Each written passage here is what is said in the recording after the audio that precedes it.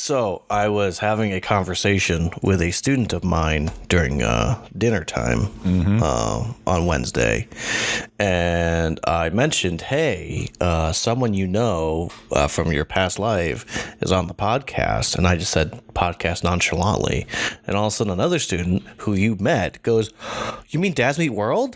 I listened to that." And I'm like, what? And she goes, yeah. And I'm like, just send us an email and write a review. We'll send you a shirt. Have you not been paying attention? Oh, yeah.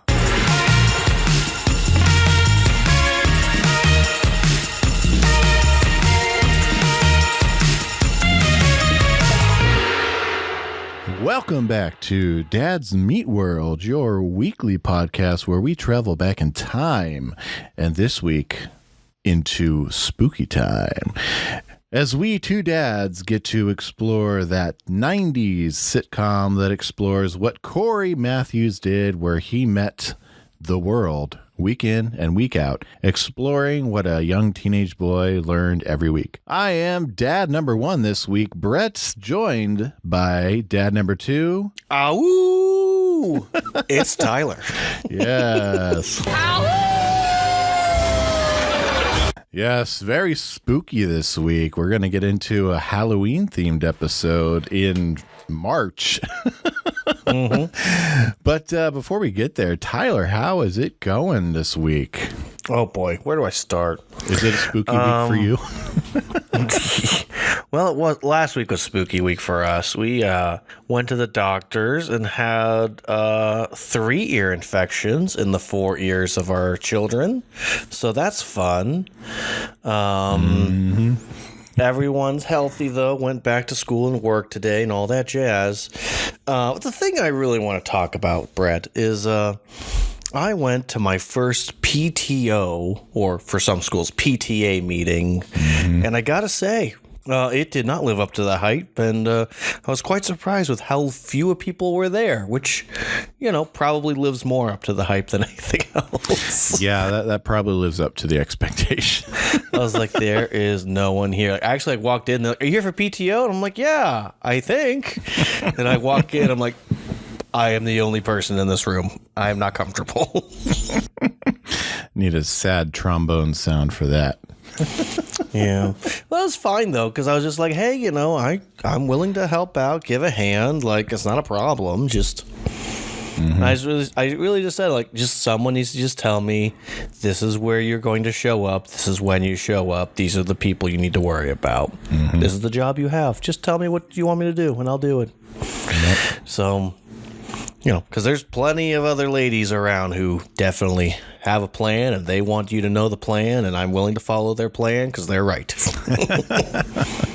I've wanted to get involved in our school's PTO for a while. I just have not been available to make their meetings when they've happened. So, and they sent out an email to get involved in a few select committees about a month ago, and I went in to sign up for one of them, and they'd already closed the process. So nice. So I guess that tells me that our community is pretty involved. That's good. Hopefully. Well, and I have to say one other thing, and this is still something that I don't know how to feel about still, but I actually ended up running into and talking with my babysitter from childhood. Whoa. It was really weird because she just said my name so confidently, and I kind of just had this surprised look on my face of, who are you? And she goes, I babysat you. I'm like, no, you didn't. And she goes, no, really, it's me. And she said her name, and I'm like, no, you're not. But, the last time I saw her was when she was still my babysitter. So it was when I was a little kid. So, just life is weird. And I probably called a Corey and just sent her a message like, hey, sorry for weirdness today. Just want you to know just how much I appreciated your time as my babysitter and how awesome you are, and how whenever we're picking out babysitters, like, you're the example I think of what a good babysitter is. So awesome. Yeah, and she just responded back like, I know, I really enjoyed that time and happy you were there. So she's like, I'm happy you're trying to help out with PTA or PTO. And I said, well, I have a skill for herding cats, so hopefully this will be helpful.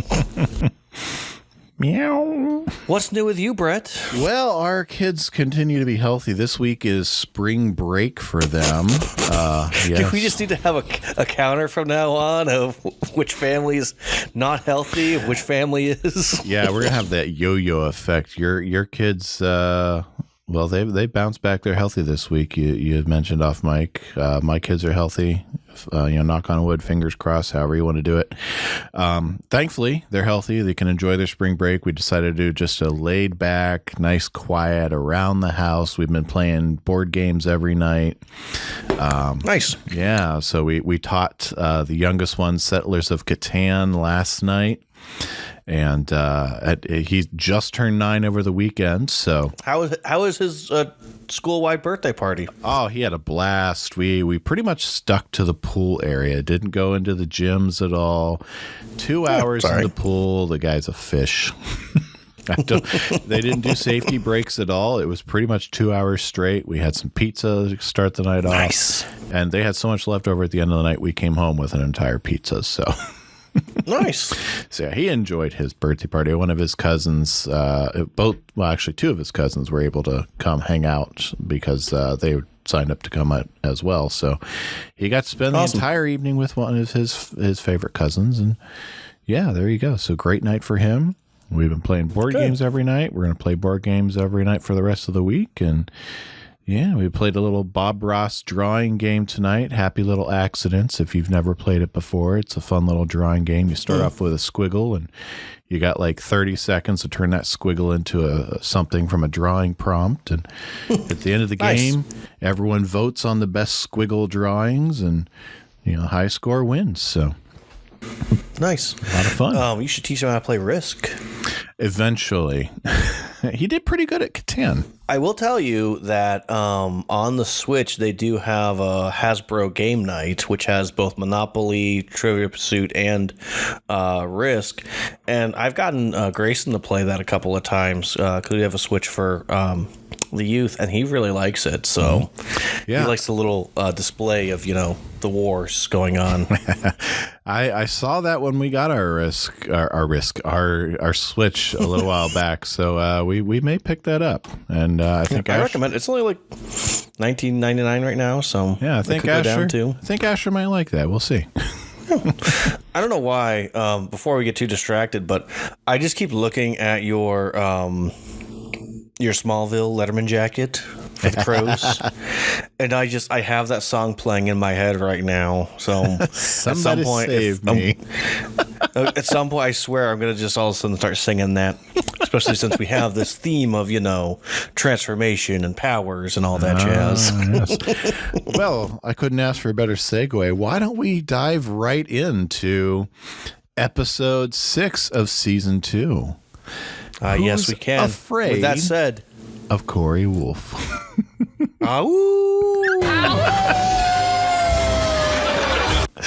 Yes, we're diving into episode 6 of season 2, the Halloween episode of season 2. Who's Afraid of Cory Wolf? Well, let's start off with a synopsis. Cory is terrified that he may be turning into a werewolf after he's bitten by a strange animal. He visits a fortune teller, and instead of offering advice, she confirms Cory's suspicion and warns him about 3 prophecies, including one in which he kills a girl who deeply loves him. This episode was written by the team of Mark Blutman and Howard Busgang, directed by David Traynor, and originally aired on October 28th, 1994. And currently enjoys an IMDb rating of 7.2. This is also one of those episodes. I have a small it's not small. I have a collection of TV shows where they're Halloween themed episodes I pull out every year. I have Halloween movies and I have Halloween TV episodes I pull out every year when we get into late September and October that I'll watch every year. This is one of them. Yeah, this is a great Halloween episode. There's no way around it. Oh, yeah. So we dive into the cold open. Very, very short, to the point cold open. It's October 31st. Cory is writing this framing device is set up in real time. It's about 8:30, and he's keeping real time. And Cory is writing with what appears to be a quill pen in. He's leaving a journal. And he's writing that he's turning into a werewolf. And he wants to leave this journal behind for whoever may read it. Amy comes in. The room is dark. It's very, very moody, very setting the mood. Wants to know what he did with her feather duster. And then Cory, of course, howls. Ow! We're very dramatic. And Amy walks out the door. Sorry. Ow! Amy leaves, and we're out of the cold open. We have already established exactly what's going on in this episode. Cory is turning into a werewolf. I just like how because every now and then the cold open doesn't always have something to do with the actual episode. Like, it's kind of not really. A lot of times just there for a joke, but like, it feels like we're telling a whole story this episode. So yeah, and for we'll give you a little bit of knowledge for anyone who's not really in the know. I'll get a little bit nerdy here. For anyone who doesn't really know TV lingo. When we start an episode where it's just kind of a joke and that doesn't really have anything to do with the show, like when The Office, we'll start off with a prank Jim plays on Dwight. It has nothing to do with the episode. That's a cold open. Something like this where we dive into it and it dives right into the story and it continues on. This is a teaser. And this sets it up perfectly. And so I use the wrong terminology there. This is a teaser. And so we end the teaser there. We cut to black. We come back. And Cory continues on in his journal. I'm drooling more than usual. he continues this, and it's I love the framing device. And Shawn comes in, and he wants Cory to guess his costume, and he's dressed as Cory for Halloween. Gee, Shawn, I wish I were as cool as you. There's a lot of hand acting in this episode. Shawn's doesn't work as well as Cory's does, but I'll get to that later. Well, Cory is a very expressing young man, and, some people just understand people like him, if you know what I mean. Oh, good-looking people. I kind of wish we were a video podcast tonight because it's going to be an expressive podcast. So can I just say real quick, I did a bingo night on Friday, and I'm talking in front of my teenagers, and I opened myself up to ridicule, and I go ahead, put things down. And one of the top things I put as an option is waving my hands hysterically, and of course, everybody had it. Because I talk with my hands. I can't help it, and I pace. I talk with my hands, I pace around, I'm all over the place. Oh, yeah. So Shawn dressed as Cory.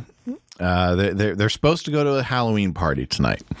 Cory's not going because he's afraid that, he's... Do you think this is like the cool kids' Halloween party? That's a very good question, especially after last week where Cory was only invited to the geek party.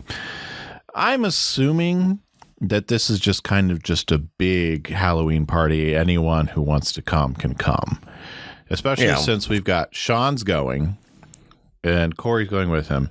And they're meeting, they talk about Topanga. They're meeting Topanga, but Topanga winds up meeting them at the house. So all three of them are going. And Shawn, of course, is the coolest one. Topanga has some level of popularity in the school. But Cory, of course, is the geek, and everyone in school knows this. I'm assuming it's just either school sponsored or it's just big community party at a rec center or something. Right. Could be. That's my assumption anyway. Well, I mean, it always could just be that someone that doesn't worry about popularity is having a party. Yes. Someone who could be at Chubby's for all we know. It could be. I would love to see a Halloween party at Chubby's. Well, Cory doesn't want to go, and Shawn's not sure. And so Cory wants to set this up for him. I can't be responsible for my actions. Only evil will come from tonight. Gonna make your move, huh? If I do, it'll be on all fours. Listen, I gotta tell somebody. Shawn, I am one of the undead creatures of the night. Cory, you can't fool your best friend. Something's bothering you, isn't it?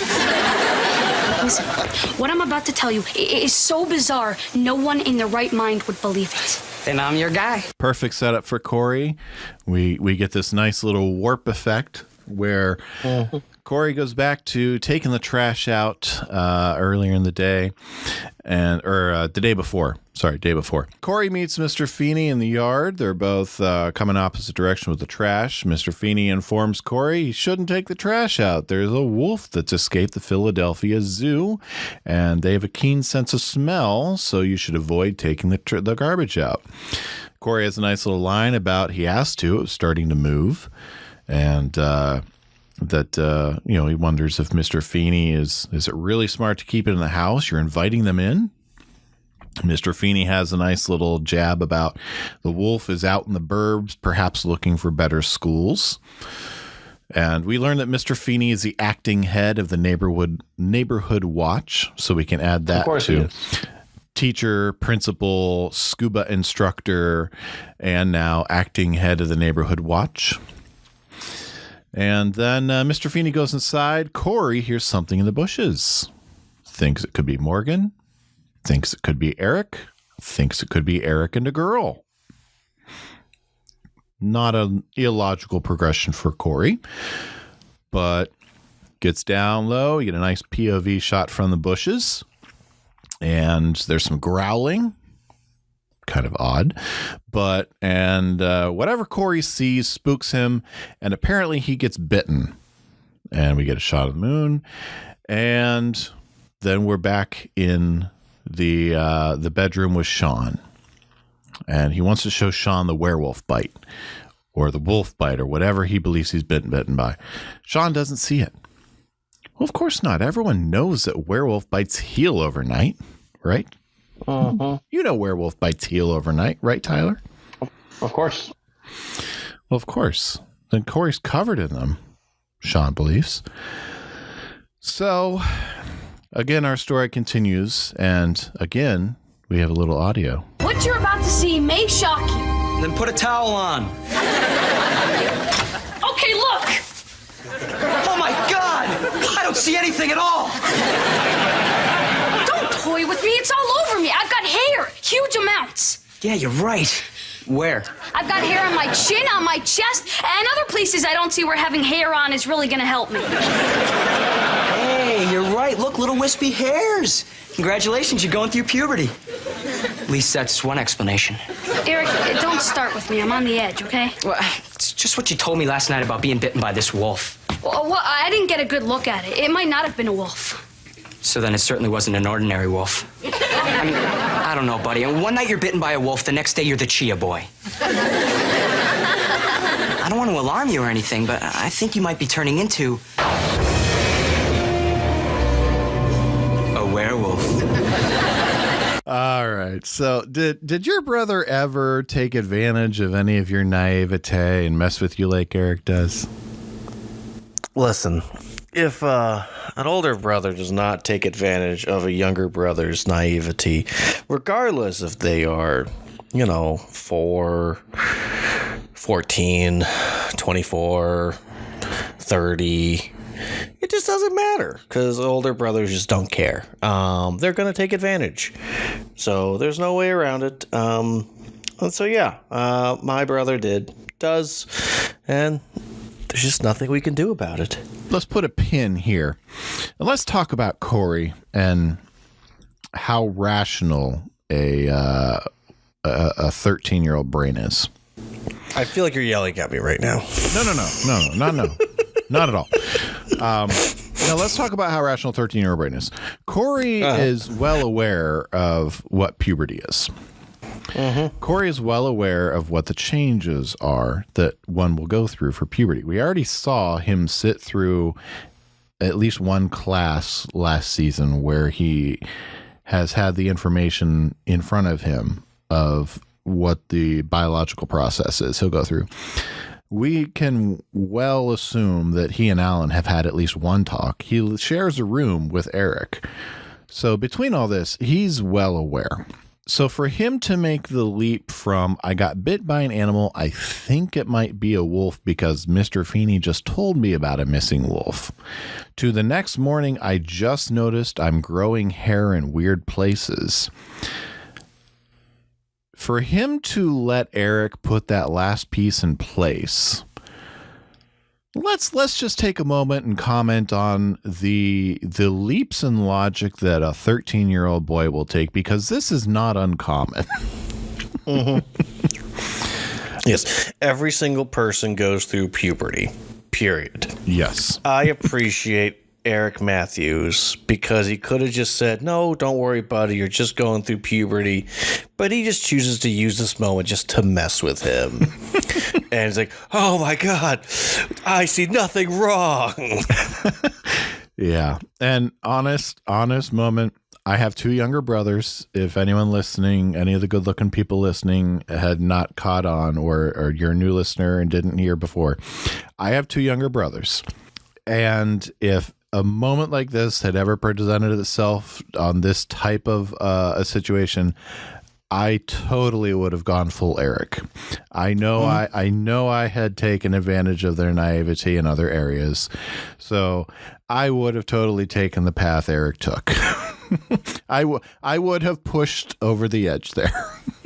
And, even having my younger sister, anytime she gave me a steak, I was always willing to kill it, Like, don't put it up so easy for me to spike it in your face. So it's just, there's no way around it. Younger siblings are always trying to catch up, and the older siblings get annoyed. There's that's the circle of life. Yeah. And that's not specific to brothers. True. I have a younger sister too. And they all 3 got it from me somewhat. Yeah. Yeah. And I will say, I really appreciate the analogy that the writers took care to draw between turning into a werewolf and puberty here. It's a very creative choice, and I really appreciate that. And he has an irrational fear that no one will understand, and he's the only one that's going through this. And you definitely get the feeling like both Alan and Turner try to talk to him like, yes, I also went through a change when I was your age. We can talk about that. Not this kind of change. And we'll get to those. Can we get to the one-time set that we never see ever again? We'll get there. So Eric in his zeal shows Cory this tabloid, the most well-read publication in the country, about a kid who turned into a werewolf. And Jason's cousin met a guy at a party who knows a guy who saw the thing. Well, this lovely path there. And, of course, just one more piece of the puzzle for Cory, this artist rendering. And they go down to breakfast. Cory's going to leave for school. And in the kitchen, Alan and Amy have this case of soda cans that they're shaking, with an urban legend at play here, where Alan is searching. One of their soda distributors has informed him that some thief made off with, was it 3 or 5 diamond rings? Put them in different soda cans. Don't know how that would have possible. This is an urban legend in the 90s that I was well aware of. I heard 3 or 4 variations of this type of a urban legend. There's also the very popular one of there were people that would find thumbs or fingers in their soda can, and they open them. But this is the diamond ring variant, and and so we pick up here. I sense there's something on your mind. Well, it's just this math problem I've been working on. If a werewolf leaves a train station going 40 miles an hour, and another werewolf leaves at 60 miles an hour, do werewolves exist? Is this about the wolf that escaped from the zoo? Could be. Cory, werewolves don't exist. Relax, it's just a myth, As you get older, you'll learn how to separate myth from reality. What are you doing?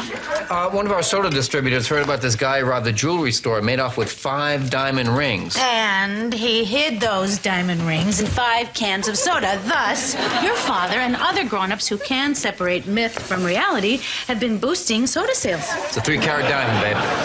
I'm so thirsty. Shawn, it's more than just hair. I've got strange new urges. Like last night, I'm watching the movie Untouchables. You know the scene where Capone is about to smash heads with his baseball bat? Awesome scene. Except I'm not into it. The whole time I'm thinking, I wonder how cold the water is on Baywatch. And so we get another look into Cory's thought process. Yes. Another flag that should be waving in front of his face. Hey, look, this is what's really going on in your head, in your body, but... Telegram from his teenager. But as a quick aside, I love the fact that Alan's trying to be like, hey, some things are myth. Don't worry about them. What are you doing? Mm-hmm. Well, there's these cans that have rings in it, and if we get it, we're going to have some money. Mm-hmm. Yeah, that's a 3-carat diamond, babe. But yeah, Amy calls that immediately. It's a way to boost sales. Mm-hmm. Yeah. And so in the moment, Cory he's hearing truth that, there are myths in the world. And he's hearing that, werewolves are myths. Don't worry about it. And yet he's seeing his parents falling for another myth. Yep. It's a harmless myth. Mm-hmm. At worst, you're going to be purchasing soda that you don't need and just drinking more soda and spending more money on it. But again, he's being told one thing and it's true, and he's seeing people falling for another myth at the same time. Mm-hmm. And that's definitely not helping his state of mind. No, it's not. But I mean, around the holiday time, we're gonna have little special sales and little rumors abound of what's available, what's not available, and how much has things like the Wii been overhyped because they go, well, they only made so many, so if you don't go out and buy it soon, you're never gonna get one. Oh yeah, just all those simple little tricks, and you think about like the Monopoly game that they did for McDonald's, which if you watch McMillions, you learn that it was a scam from the beginning, and none of us were paying attention to it. But, the whole FBI was in on it, except for the fact that no one really got hurt besides, people. No one got hurt for it, but, people. Well, okay. Quick aside so far. White-collar crimes clearly don't get taken care of. It drives me crazy. The whole FBI was in on this, and no one went to jail for a significant amount of time. It's ridiculous. Back to the show and the Baywatch. Be sure to check in on our sister podcast, Conspiracy Theories. Dads Meet Them. No, it's Dads Meet Docs. Anyway, back to Baywatch. Yeah, so Cory can't pay attention to the Untouchables because he's too busy thinking about Baywatch. Whatever you got it bad. Yes. Shawn knows something's up. Because Shawn's gone through this. Exactly. So Cory's a little bit behind Shawn. And Shawn being a friend, of course he's kind of going with it / messing with him. Because this is what a friend Halloween does. Yes, Shawn's going to give him a little bit of ribbing because Shawn knows nothing's going to happen. Mm-hmm. So Cory keeps telling his story, and Shawn, Shawn's all along for the ride. So we see Shawn's gonna let him tell his yarn here, and so Cory goes on. Somehow, a lot of schools have an open lunch period where you can leave campus. So apparently John Adams High is one of them. Yes, a 7th grader was allowed to leave to go get yogurt. I knew you were going to have a problem with that one. I do have a problem with that So he one. leaves campus. Well, it is high school. It's not high school. He's in 7th grade. So he leaves campus to go to the frozen yogurt joints, the one and only time we'll see it, and some occult. Yeah. Where we meet Frank, who is played by Don Calfa, who passed away in 2016. He had a 40-year career in Hollywood. This is the first and only time that he'll appear on Boy Meets World. And he appeared in such projects as Kojak, The Bionic Woman, Night Court, not the revival that's airing currently, Hill Street Blues, Twin Peaks, Doogie Howser, Columbo, many others, and his biggest claim to fame that you'll see him in is The Return of the Living Dead. So we meet him behind the counter. He informs Cory that they've got bucket of blood, which is like strawberry, bucket of guts like chocolate, smashed and severed intestines, doesn't recommend it. Cory wants to know if he can mix blood and guts. Of course, they do all the time. Cory hears a report on the radio that the wolf is still missing, and they're getting a lot of prank calls about werewolves because it's Halloween. And Cory comments, there's no such thing as werewolves, right? There are things and there are things. I love Frank. Amen, Frank.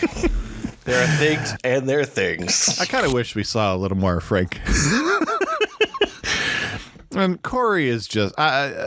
I'm sure Cory would have fallen for this any other day anyway, but Cory's really in that very easy mark territory now.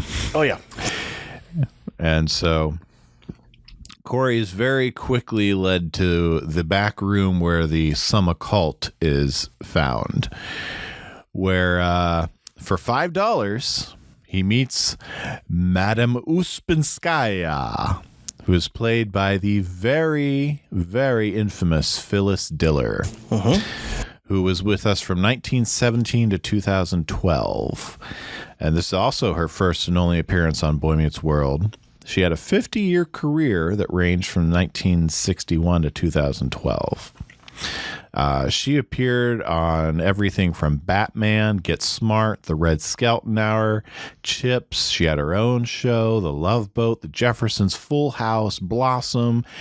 Did voice work for Animaniacs, Robot Chicken, was on The Drew Carey Show, was on The Family Guy, and just so many more. The Bug's Life. Yes, A Bug's Life. Remember, I got to draw a line somewhere when you got a 50-year career. Well, we got to make sure that they can relate to the younger audience. Well, that's there you go. So we're in the back room of the yogurt shop, and we're going to hear her entire spiel here for Cory. So everyone sit back. Here you go. Come to me, werewolf boy. How did you know? I know many things. I know you were bitten by a wolf. It's true. I know you are now becoming a wolf. That's amazing. I know you are recently divorced. What? You're not Billy Joel? No. Well, then you're just a wolf. Yeah, but people turning into wolves, that doesn't happen. It's just one of those myths. Myth? I deal only in truth. Do you hear anything in this can? No. Shoot. All right, Wolfie, listen. Your body's about to go through many changes. What kind of changes? You will develop the appetite of the wolf, a taste for things you've never eaten before. Please don't say head cheese, because I don't even want Then to... the pentagram, the five-pointed star, will appear in your hand. Is it going to itch? Because if it's wool, then there's just Shut up. There is more. But it is too horrible to mention.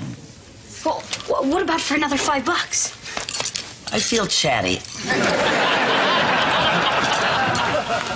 There is a girl who cares deeply for you, but when the madness of the wolf comes upon you, you will repay her love by killing her in a gruesome, evil manner. I would never do that. Because there is no girl who cares for me. Go ahead. Doubt someone who is licensed by the state. You know what? You're nutty. I don't think I believe a thing you say. I'm nutty. You're 30 minutes late to your English class. and your underpants are riding up your tuchus. That's amazing. So Madame Uspenskaya she's equal parts way off and eerily correct, especially with that English class comment. Yeah, episode's got an episode, I get it, gotta have jokes. But if he's 30 minutes late, that means that he was already like 15 minutes late by the time he went and talked to her. Even if we're not seeing the whole conversation, just a sped up version, like, you're telling me that he was aware or forgot that he was already late? Yeah, and here's how it plays out. We know Cory's distracted, and he's got a lot on his mind because he thinks he's turning into a werewolf. When he shows back up to school, Turner comments he's 40 minutes late to class. So this is, I'm going to say 5 minutes away from campus because he gets back to campus. Right. He's back into school, into class. Yeah. Yeah. I'm going to say this is within 10 minutes of campus, 5 to 10 minutes away. So by the time he's done with her, is 30 minutes late to class. Maybe he wandered around before he found the frozen yogurt shop. Maybe. If he left school on time. Yeah, I don't know. Like, it's just all part of that stuff about like, oh, we got to have something funny to happen here. That just tends to annoy me. But like, I mean, all the stuff with, it's right in front of me. I have no idea how to say it, but with Madam Liarface, you know, like just, it's all hilarious. And it's ridiculous, but it fits in with the show perfectly and how ridiculous Cory and Eric can be. So, in the universe of Boy Meets World, it fits. Yes. In the universe of Boy Meets World, it fits perfectly. Yes. Also, that $5 really gets you far in this show is incredible to me. Well, this was 1994, and for $5 in the back of a frozen yogurt shop, I can see that being a psychic reading. Yeah.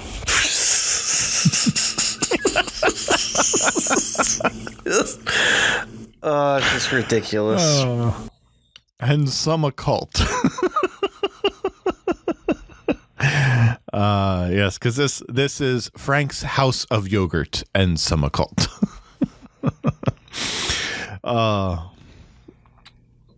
So we get back into Mr. Turney's English class, English Lit, and he's teaching from Lord of the Flies, and he makes a fun little reference to Gilligan's Island, and Shawn thinks he's read this book before, and Cory comes charging in, thinks that if he just sits down at the desk and opens his notes, no one will notice, and Matthew's welcome.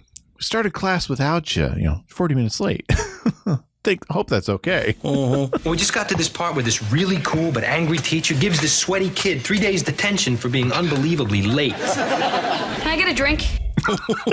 And Cory's just distracted. Cory is one of my favorite Corys because he doesn't care. He's just like, whatever. Can I get a drink? Turner just doesn't. He just ignores him, goes on. He's teaching, and there's this fun little interaction where Shawn wants to know where he was, and Cory kind of whispers, I was at a fortune teller at the yogurt parlor, and Shawn thinks he said he tortured a fellow named Yogi Tyler. So, I'm always going to be a sucker for misunderstandings like that. You always get me to laugh with that. Scuba Dooba. That's right. Something creepy under boat. Andy. We'll be into season 7. I'll still be referencing that. And so Cory tries to write a note. What you writing? And Cory's solution to not hand the note over is to start eating it. What you eating? It's one of the best examples of just like watching as one of your people that you're in charge to help and educate and support just clearly having some sort of mental situation right now, and you're just like, how do I even, what do I do here? Where can I start? Right. That's the best part. Clearly there's something wrong here. And so Cory, of course, hears Madame Uspenskaya's voice in his head talk about the first of the prophecies, the appetite of the wolf, where he'll have a taste for things he's never had a taste for before. And mercifully, the bell rings, class is over. So I'm figuring 45-minute periods here. Probably. And Mr. Turner invites Cory to stick around and talk. You show up way late, you're eating paper, yet I think there might be something wrong. I'm sorry, I got some things on my mind. I don't think you'd understand. Oh, well, yeah, because I was never 13, so I wouldn't get anything you could possibly be going. Did I have my keys back? Oh, yeah, sorry. What's this? It's the Pentagon. I got it this summer in Washington. The Pentagon? The sign of the pentagram will appear in your hand. The Pentagon or the pentagram? Same difference. If you're talking with a 13-year-old, all of a sudden they're yelling, Pentagon or pentagram? Just Turner must have really been regretting his job on this day, is all I'm thinking. I'm thinking there's three thoughts that go through my head in this. The first is I wonder if Cory screaming out loud is for the benefit of the audience. Mm-hmm. And if that was just kind of a to the fourth wall type of thing, maybe it was in his head. If it was out loud, I'm thinking Turner's first thought was, this is Halloween and there is a full moon. And he may have just let it go. Mm-hmm. Because clearly something was going on with Cory. Mm-hmm. And he may have just been cutting his losses that day. Yeah, well, sometimes you have to do that. Yes. Sadly, there are some days where you just gotta, I tell, all three of our kids have had those days where just, you get to the point where it's like, everything you do is just, everything you do, no matter what, is just, nothing is working. Just go lay down in your bed and wake up again. Yep. And start the day over. Yep. So this might be one of those days for Cory as far as Mr. Turner's concerned. Yeah. See, I think the response is in his head, but I think Cory yelled it out loud. Running. Yeah. While yelling, as he's leaving the room.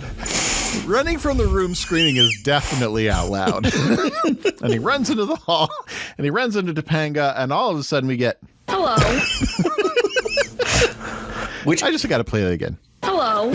I will say, this is just, whatever this is, this joke they have of Cory running somewhere and then stopping and going, hello, is something he does until the end of this show. And I'm here for it. I love it. It's just for whatever reason, this is one of those things that just, it works with his character. It does. That rapid switch flip where whatever neuroses is going on in his head, all of a sudden the flip that switch and just go.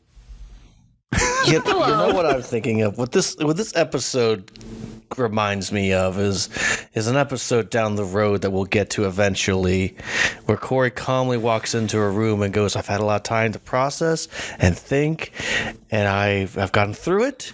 All I have is one question. What's this? As Shawn and Topanga are sitting on a couch in a blanket, and then he pulls it back and just yells, underpants! You know this is how I sleep. Underpants! Yep. So just, maybe this is just one of those episodes where they're just, I don't know, kind of getting Cory of his comedy beats when he's kind of losing it and kind of going in this, I don't know, neuroses, I guess you could say. They're definitely hypochondriism. Definitely finding his character this season, and they're definitely settling into some grooves. Mm-hmm. And so Topanga and Cory have this back and forth in the hallway where Topanga is revealing, yes, she does care for him. And that just triggers Cory. You got to stay away from me. I'm dangerous. And, just don't care for me. Yeah, that's how it starts. Then we get married, have kids, and I eat them. And just, we can't be together. And then he runs away, and Mr. Feeney sees him. Don't run in the hallway. We're not animals. I I was about to say you missed your cue. I know. And we're out of Act 1 and back for Act 2. We're back in Cory's room, and Cory is telling Shawn he has to kill her. That's a real bummer. Finally get a girl you likes you, and you got to offer. And Cory's just so wrapped up in all of his drama that he can't pick up that Shawn is just egging him on. But Cory's paws are tied. And there's this really beautiful visual gag where Eric brings Cory's dinner in this dog bowl. Yeah. And they howl at the moon together. Because Cory tells Shawn no one can know, but clearly Eric can know because he's family. And Cory goes down and starts eating out of the dog bowl, and Shawn wants to know if he can have Cory's autographed Lenny Dykstra ball. No. You can't use it. You're a werewolf. I can still fetch. But Shawn wants to take Cory, on the off chance he's turning into a werewolf, Shawn wants to take Cory down to the beauty aid aisle at the drug store, because if they have something that can take Shawn's mother's mustache off, they can help take care of Cory.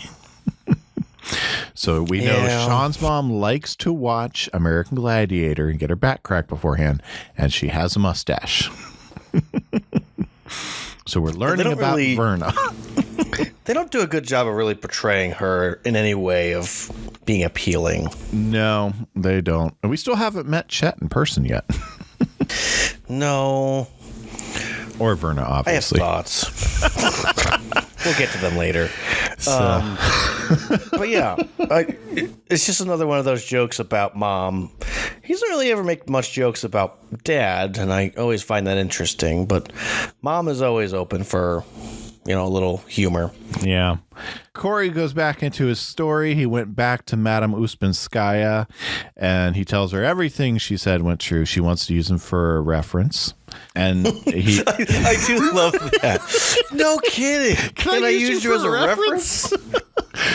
And he wants to know what the cure is. The only way to end it, the end of the curse, is, of course, first it's the cure for vampirism, which is garlic or a steak. Tomato. But it's to be shot in the heart with a silver bullet by one who loves you. Miss Husmanzada cannot be worried about all these things. Yeah, she's beyond all of this highfalutin stuff. I do have to wonder about her accountability here, because clearly this 13-year-old who's come back to her twice in the same day, and now she's telling him his solution is to kill himself. Not a great thing. We'll talk more about that in deep dives, Brent. Mm-hmm. Save that for a minute. All right.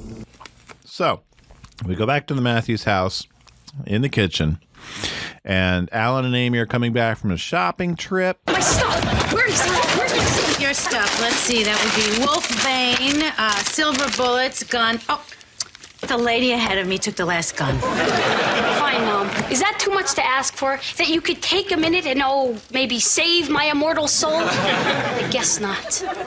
But look! You got Morgan's gummy worms. I'll share my worms with him. Oh, that's very sweet of you. I'll take care of this. It's kind of a guy thing. The crazy ones always are. Point of order. I live in Pennsylvania. There is always places to buy guns. Don't you worry. In 1994, they were much more prevalent, too. And, hey, we have Morgan in this episode. Yes, in this scene. I was going to bring that up. We were just wondering, I believe last episode, if Morgan was going to show up anytime in the rest of the season, because she is credited, and after this season, this actress is no longer Morgan. But Morgan Watch, we do have Morgan in speaking role. we have Morgan. I will say I did watch some episodes later on in the season, and we do have her in an episode or two. But let's just keep that track going of when do we actually see Morgan? Yeah. So let's talk about two things here briefly. What do we think of Morgan's costume? The last time we saw Morgan Halloween, she was a mummy, and she was a zombie. Sorry, yeah, you got a problem zombie. with that? No. She was a zombie. The undead are cool. She was a zombie. I was thinking about what Alan said to the mean lady. Oh, yes. You got a problem with that? So what do we think of Morgan's devil costume this year? I mean, the girl is adorable. There's no doubt about it, but I'm not a huge fan of that costume in general. So I think it fits her character. I mean, yeah. Most baby sisters are. I would agree with that. You hear that, baby sister? She doesn't listen to this. I don't care. Hey, I got one too. We'll see if she listens to it ever. Yeah, let's see whose sister gets mad at whom first. The odds are yours would first. Anyway, but point number two. We're gonna have it addressed here in a moment, but Cory requested his parents pick up a gun for him. That might raise some red flags on my shopping list if my kids asked for one. Oh, Wolfbane as well. Yeah, I probably would have put the pieces together probably the same as Alan and Amy did, because that morning he was wondering if werewolves are real, and here he is asking for Wolfbane and guns. But just a thought there that they're waiting till not necessarily a comment one way or the other. I would have handled it the same way because I would have had a discussion while shopping, but just a comment that they're waiting till they come home to handle the issue of, hey, there's a gun on our shopping list. Mm-hmm. Well, and I will say that I think one of the reasons why they don't have Alan being, for lack of better wording, a real Pennsylvanian and being a hunter is because you can't do storylines like this if there is actually a gun in a house. Mm-hmm. Like, when being a gun owner, growing up in a hunting house, a house where we had guns, we always took it very serious. Mm-hmm. We did not touch the gun cabinet. We did not go near the gun cabinet. Mm-hmm. And it was always made very clear to us, if we touch any of that stuff whatsoever, we would be in trouble. Mm-hmm. Like, that was like the one area where my dad was never going to pull punches from. Not that he would ever actually punch us, but we would. The amount of trouble that we would be in is severe. Mm-hmm. Like, if I thought it was bad as a high schooler getting in trouble and not being able to go to church stuff, if I was a kid messing with my dad's guns, I, maybe not be able to sit for a while, and I would well deserve it because guns are very serious things. Mm-hmm. So yeah, Cory can make that joke because his parents aren't that, but also in TV, typically, unless they are a redneck family, they don't have those things. Right. And not understanding that you can be a hunting family and have that not be your whole life. Mm-hmm. In my headcanon, Alan Matthews probably is actually a hunter. It's just one of those things he just doesn't talk about. Mm-hmm. I would agree, yeah. I mean, he eventually buys a wilderness store, and we already know Eight Fishes, and they do a lot of camping. They already do a lot of outdoorsy stuff, so there you go. So let's dive into Alan and Cory in the living room. Is this silver? Can I melt it down? Cory, do you know what hormones are? I could get 5-6 bullets out of this. Do you know what raging hormones are? Yeah, it's one of those rides. Listen, Dad, you love me, right? Yes, I do. Where's this going? I can't melt this down. I'm just being crazy. Here, throw this at my heart really, really hard. You're going through some changes, aren't you? Yes, I am. You know what those changes are? Seriously? No kidding? Yeah. I'm a werewolf. Oh. course you are. And if you misbehave as a werewolf, I'll be happy to shoot you. But on the off chance that you're turning into a man and not a wolf, this could just be the beginning of adulthood. Dad, I'm not becoming a man. I'm becoming man's best friend. Listen, just put some paper on the floor and I'll get the hang of it. Down, boy. Remember when you were little and used to watch me shave and you wanted to shave too, so I gave you a razor without the blade and you put whipped cream on your face and scraped it off? Well, maybe it's time I gave you a real razor. It wouldn't have to be very sharp, but I don't know. How do you think you look with a beard? Yeah, and we finally get on screen Alan talking Cory down from the sledge, at least for the moment. Calming his fears that you're not becoming man's best friend, you're becoming a man. And yes, on the off chance you become a werewolf, I'd be happy to shoot you.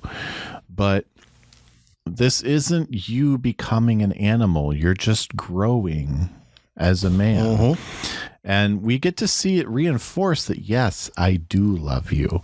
And we get to see, we get to see a gentleness in their interaction that really shows that there is care between a father and a son. Well, and I like this because it also it reinforces of the relationship they had last season, and of his dad coming up to him and talking to him like, hey, something is bothering you. Let's talk about it.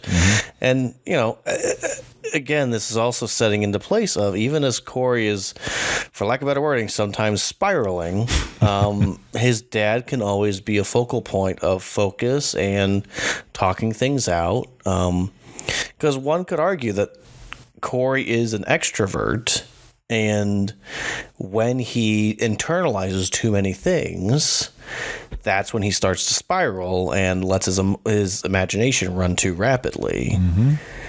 But as he tries to communicate to people, if this is what I think is happening, so far his best friend, his big brother, go along with it because they think it's funny, seeing him kind of dance and squirm. But, Alan's trying to just be like, hey, let's talk reality for a moment. Reality is you're just becoming a man. That's reality. Yep. And I'm willing to take steps to help you in that, but, you have to accept what's happening in your life. Come back to reality. Yes. Yeah. So Alan leaves, goes upstairs to get a razor. Cory goes over the mirror to look at himself. His brain tells him that he sees himself becoming a werewolf and runs upstairs screaming. We get another...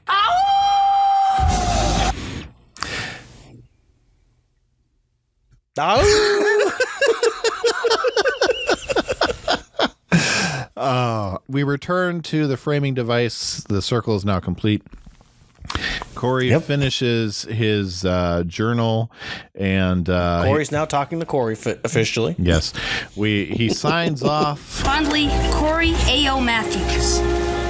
What's the AO stand for? Ooh. It's so simple. I love that joke. And then. Okay, but that's a joke that they've been setting up all episode perfectly. It is. Just the amount of times he's howled and it lands. Just, they earned it. That plane lands beautifully. Kudos. Very big kudos to Blutman and Busgang. Love it. Like a glove. Yes. So Topanga arrives just before 9 o'clock, comes into the room. Yep. We get some great nervous acting from Ben, great hand acting from Ben. Shawn, Shawn leaves them alone because he knows Cory's not going to turn into a werewolf. And we get... Well, it's also very clear at this point, Shawn is aware that these two like each other. Oh, yes, of course. And whether he knew it beforehand or not, he is in on this inside joke of the two of them like each other. They don't know what that means. They don't know what it means to date each other. Oh, yeah. They could date other people, but they can't date each other. Oh, yeah. Yeah, because remember, Topanga already said once this season she doesn't want to mess with their friendship, and she already turned him down to pair off. So, Cory, my butthead. May I call you butthead? My girly friend. My friend. But my girly friend. we get Cory wants to know why she's dressed the way she is. We get this very, very iconic line from Topanga. Because I'm a damsel, but not the distressed kind. One who's very together and in complete control of her own destiny. Yes, and the clock strikes 9, which is when the prophecy says he will turn and kill her finally. He's trying to push her out. I'm not like the other guys. I've got the needs and desires, and I'm not sure I can control them. The moon! When the moon is full, you will kill the one who cares for you. All right, you gotta get up. Please, get up before it's too late. It's too late! Okay, look at me. Tell me what you see. I see you. No, you don't. You see hair and teeth and the beast within me. No. I see Cory. The same Cory I've known since I was 3. I'm not a wolf. I'm not a wolf. I'm not a wolf.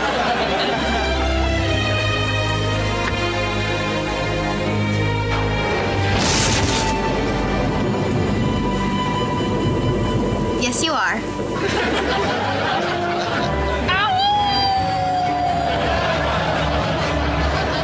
There's 2 things I just want to point out real quick. Well, 3 things. Let's both be honest. Okay. We both are going to point out the fact of how ridiculous Cory Matthews truly is. But more importantly, I like that Topanga says, "I see you," and Topanga, regardless of what anyone says about her characters over the whole years of who is the real Topanga, what's the real Topanga, Topanga in every single form always sees Cory of who he is, of this Even person. when his hair is Don King and he's been ostracized to the nerd table. Right. Or even in the future when he's, going through a mental something. We'll get there. Thinks he belongs in the same place that his uncle who believes he's Sammy Sosa. Yeah. So does. it's just, I appreciate that Topanga always sees Cory, as this person, almost this beacon, that she sees. And how she deals with that, she doesn't understand because she's still a little girl. But we know from the first episode that we meet her, she likes Cory. Mm-hmm. And throughout the whole run of the show, she likes Cory, no matter what's going on in their lives. And the fact that, last episode we had Cory grabbing another girl, ready to kiss her to spice things up, and he thinks he's in way over his head. Yet he looks at Topanga and decides, I'm going to kiss her. Mm-hmm. They're not dating. That's what he wants to do, and that's what he did. Yep. We can talk about if he should or should not have actually kissed her or not, but that's a whole other story for another day. Yes. And yeah. And so I've got nothing more to add to that. You covered it all. You're welcome. So we cut to the ending tag. Cory and Mr. Feeney are taking the trash out. The wolf was in the zoo the whole time. Don't you hate it when the wolf is always in the zoo the whole time? Chowing down on one of the birds. Oh, yes.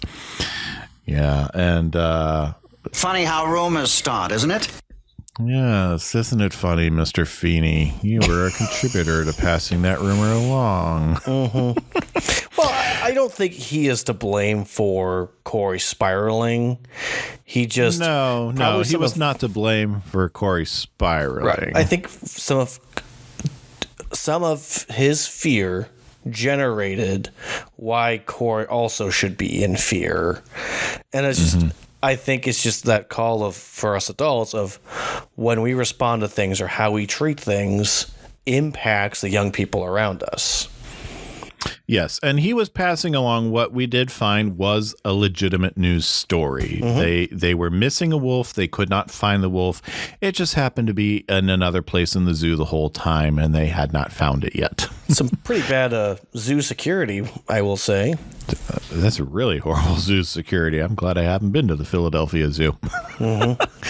And so Cory hears the rustling in the bushes again, and he decides to come and encounter and challenge. Come out, you demon beast! Turns out it's a rabbit the whole time, which has a pretty nasty growl to it. Yep. And he puts it down and runs away, and episode ends there. So, Tyler, I believe you've got some deep dives for us. People, people, people, people, people, people, people. Am I the only one who read the summer reading list? All right, let's start with urban legends. Woo! Good movie. Yeah. Well, decent movie. Yeah. Basically, urban legends are folklore. Oftentimes, they started with a verbal or an oral tradition of telling a story.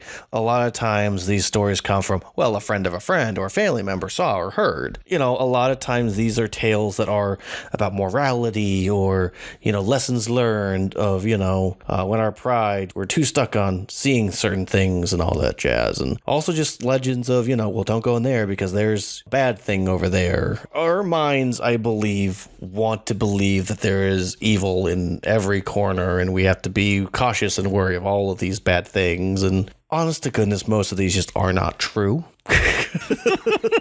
But in the dark, our mind plays tricks on us, and we see things that aren't always there. That's the gist of urban legends. We don't need to go any more into that. So werewolves.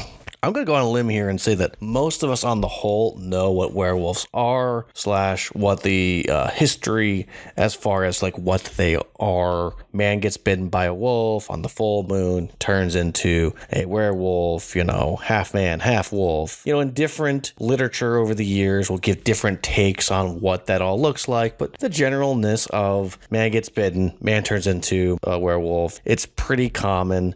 Some of it dates back to the 15th century, in the late Middle Ages, but it's all tied into the time periods in which people were looking for witches, vampires, all those different type of things to understand and justify that there are these evil beings around here. Folklore, what is things that are mythological? It's folklore that is held up over time. So let's talk about bunny bites, because if Cory was actually attacked by a rabbit, first of all, rabbits can be quite temperamental and are quick to bite, and they don't give two craps about who you are, if you're their owner or not. That's right. Been there. Mm-hmm. I had a neighbor that had a rabbit, and his mom always told us, do not get your hand in there. If you give him some hay or whatever, that's fine, but get your hand out of the way. He will bite it. Basically, from everything I saw, is if you're bitten by a rabbit, just go wash it with soap and it'll be fine. Like, rabbits really don't carry any big diseases. It's mostly just that they have these giant teeth, and if your fingers are in the way, they're gonna bite it. And there's nothing you can really do. But basically, it's just, if you're dumb enough to get bitten by a rabbit, don't take it out on them, because they don't have the capacity to understand if they did wrong. It's not a dog where you can,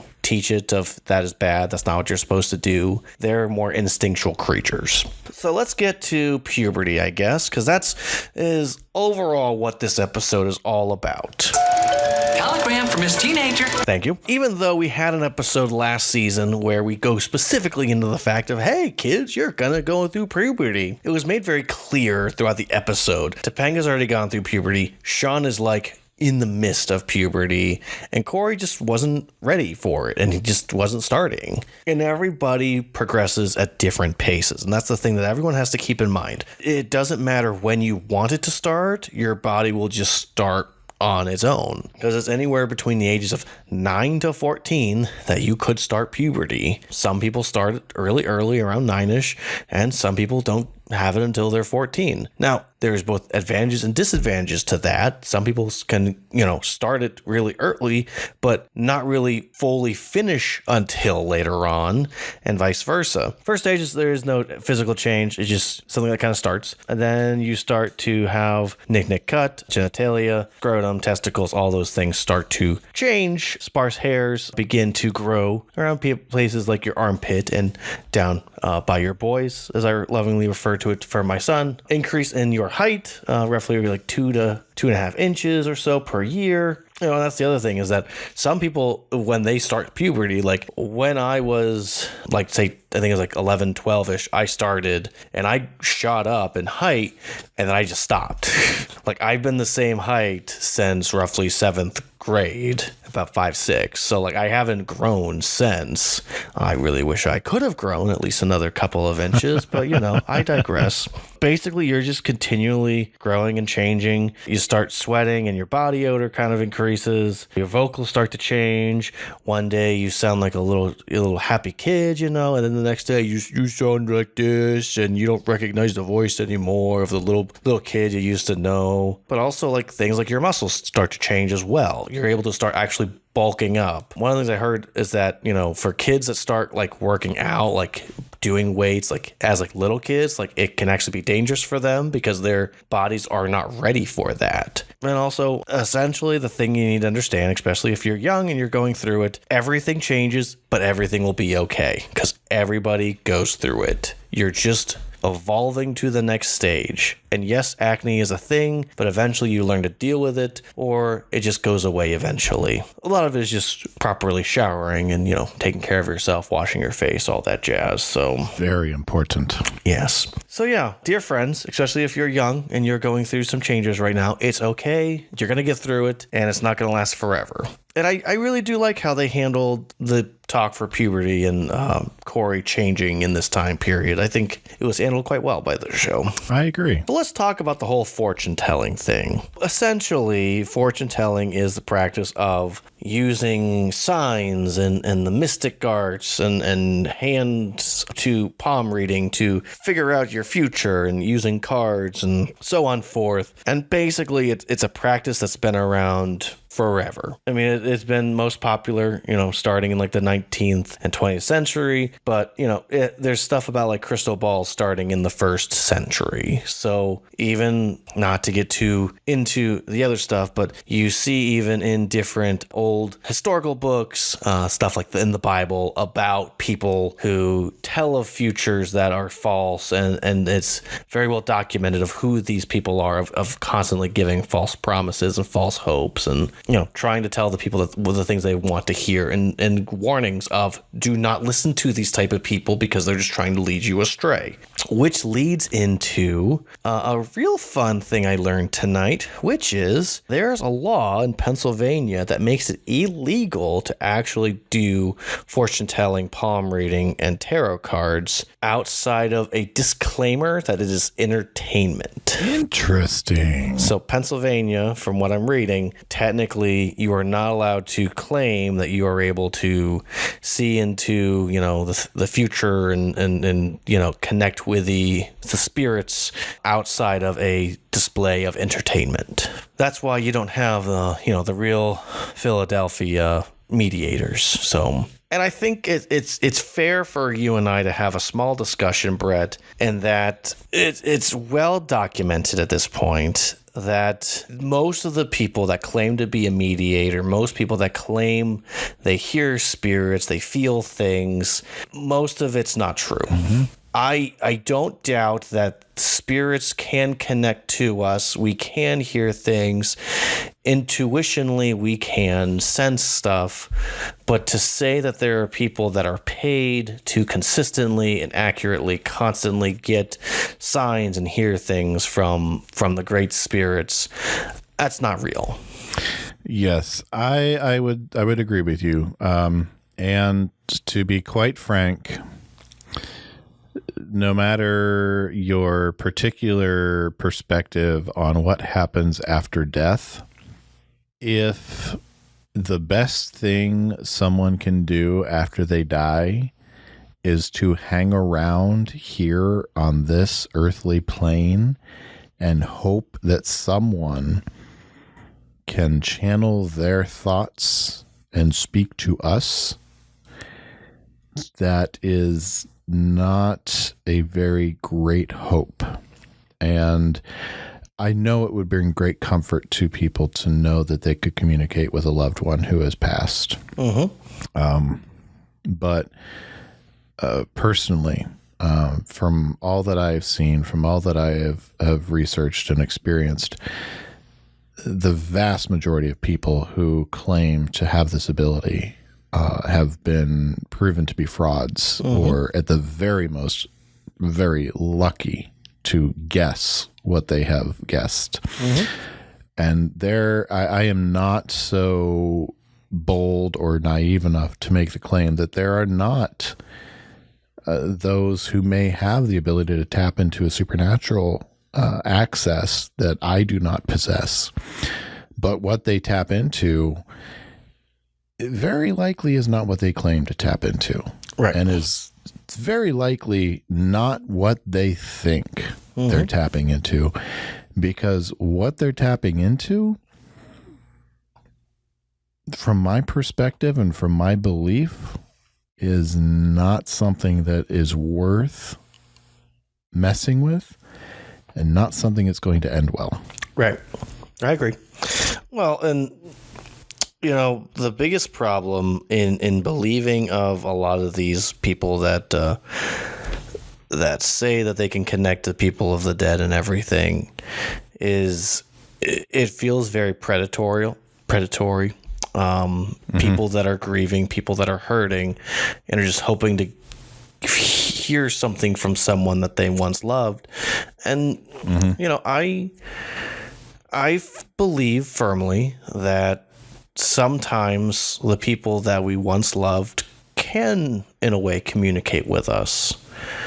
But that does not mean that they're ready to give us full sentence and tell us exactly what we need to know. Like, they're not going to tell us what stock we need to buy so that way we can have all the money that we need. But, we in our family believe if we see a red bird, it's a sign from the people that once loved us that everything is going to be okay.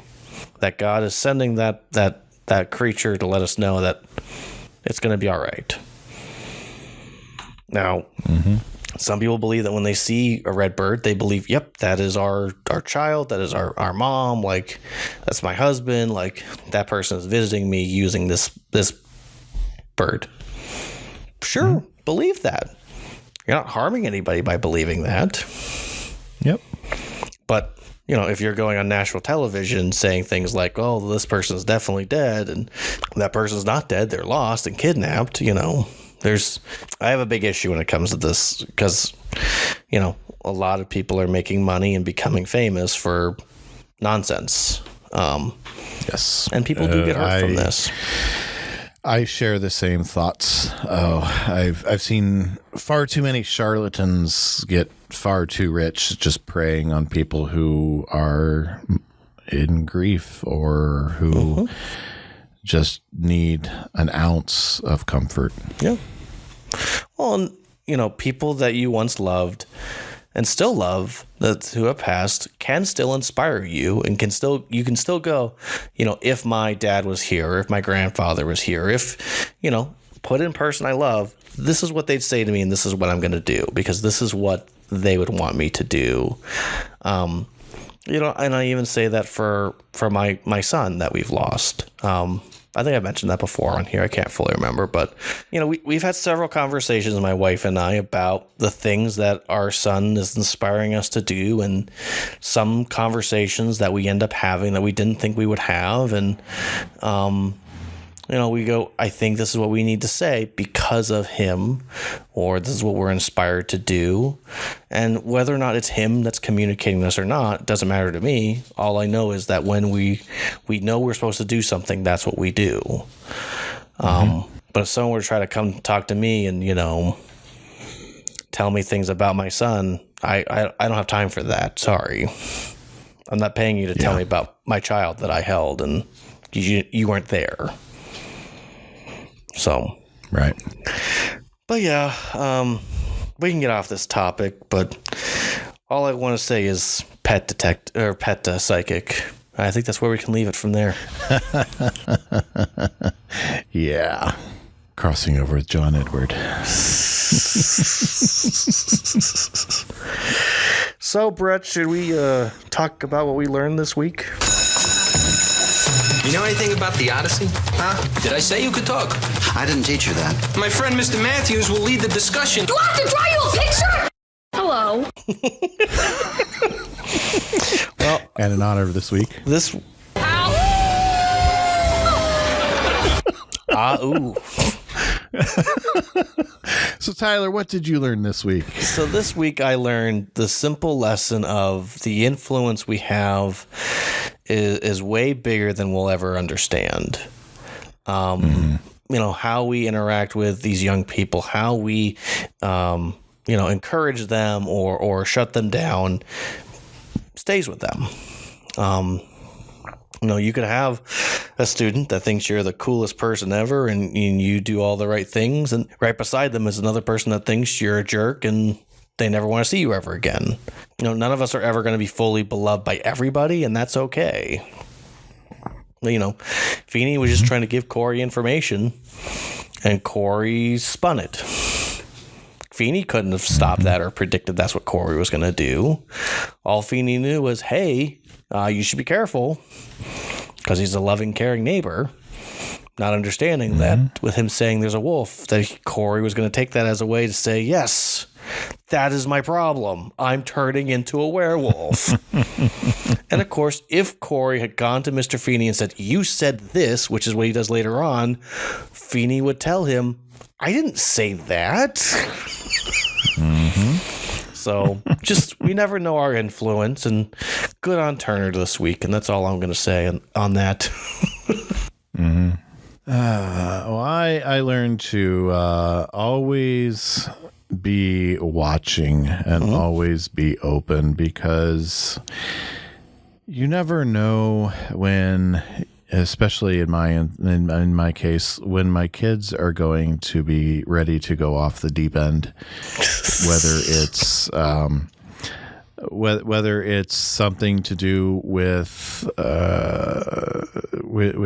puberty, or with a relationship, or with a school issue. No matter what it is, anything could potentially just be life altering or damaging or hurtful, and it's something that I as a parent need to always be watchful and be open and to take a lesson from the way that Alan and Turner are willing to let them speak and to listen, and to always be open and ready to just sit back and to be ready to respond in especially in Alan's case, in love.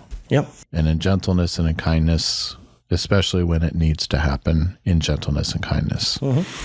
And if it needs to be a time where it's let them run out the door screaming and let them start over like I have in the past, let them run out the door screaming. Yep. And say, hello. Very nice. So how would you grade Who's Afraid of Cory Wolf, Tyler? I'm going to be honest for a moment.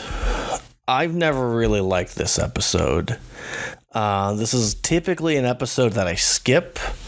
At this point in my watch, it takes me about 3 seconds to know, oh yeah, this happens in this episode, and going through the main story plot. And there's always little things that I go, oh yeah, I forgot about that. But, I always go through and go, oh, this is the one with the werewolf. I'm just going to skip it. I know this one. But this episode really surprised me when I was watching it the other day. And even, right before we record, I was watching it again. And I got to say, this one is an A-. Outside of the episode has to episode things, this episode really, it moves in a way that we're not used to in this show. Thus, having that kind of change of pace is nice.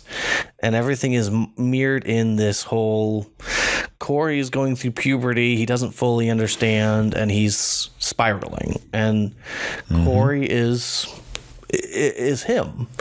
Cory is becoming the true character that we will know from here on out, and really establishing him as this goofball who's nice, who does the right things, but can spiral and make really poor choices. And we just end up watching more of the poor choices episodes than the ones where he's, solid and making good choices. Because apparently we didn't see too much of parentally approved stuff. But, off camera, apparently he did a lot of things that were considered sweet or good. So, yeah, I'm giving this one an A-. It's a really good episode, and it's a classic. There are some negatives. I can't give it an A+ or a straight up A, but I think A- is quite sufficient for this episode. Yeah, and I give it a full A. Nice. It's got those couple of episodes, got episode elements where it's hard to work through, but I really like you mentioned, the framing device is a solid move. Creatively, it takes some chances from the normal. We brought up that ow joke that they work in through the end. Just creatively, it really works, and that idea of framing puberty as a werewolf and tying it into a holiday and just giving Cory this entire episode to go out of his mind crazy, to have these adults who care for him finally sit him down and say, look, you're not going crazy, to have his friends interact in different ways, to have Shawn be the great friend and just walk with him through it and rib him and let him know that he doesn't really believe him, but play into it, to have Eric be the older brother and initially tell him, no, you're just growing up. But when he pushes back, just, all right, fine, I'm going to be the older brother. It's just, it works on so many levels for me. Like I said, I pull it out every year. So yeah, I give it an A. Well, and I'll even say, like, something that used to annoy me back in the day, I don't even know when I'm pulling this from, but anyway, I was just thinking about that ending with the music and the swelling, and then they kiss each other, and like, that's just the cheesy horror movie like end song, of the monster has been slayed, and the hero and the damsel, not damsel in distress, it's the damsel, get to have their romantic moment. So it's good all around, man. Dang it. I have to change my answer. It's an A. Straight up. Okay. I'm not giving it a plus, but I'm giving it an A. This is a great episode. All right. But there is the episode as the episode whole yogurt and the Yakult that I can't get past. But this is an awesome episode, so... All right. Bucket of blood. It's like strawberry. Bucket of guts. It's mostly chocolate. Okay, you do blood and guts? Of course. All the time. All right. So before we cut out of here for the week, I've got a dad joke for you. All right, hit me. Specific to werewolves.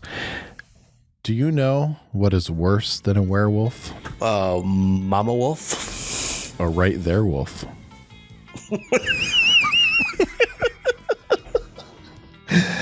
Oh, and with that, good-looking people, we are going to say good night and goodbye, good day, whatever time of the day you're listening to this. And we'll be back next week where Tyler's going to take the reins for a very special episode, Wake Up Little Cory. Yeah, it's a very episode with some very special guests that are always welcome here. That's right.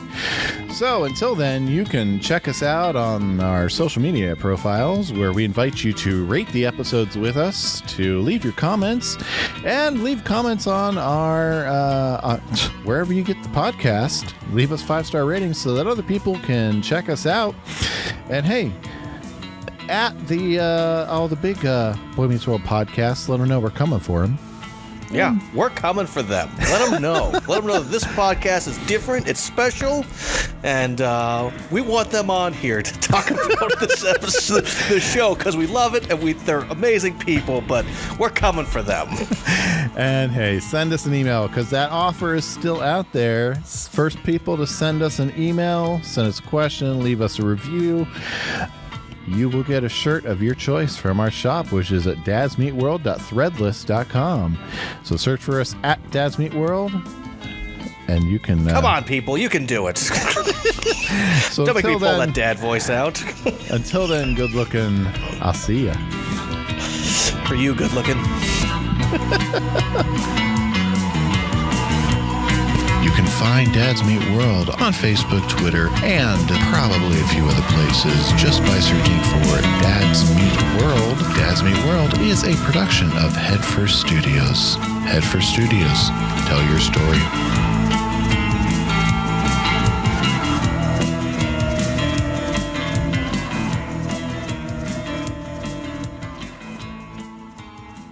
So do you like how we started off last week's episode?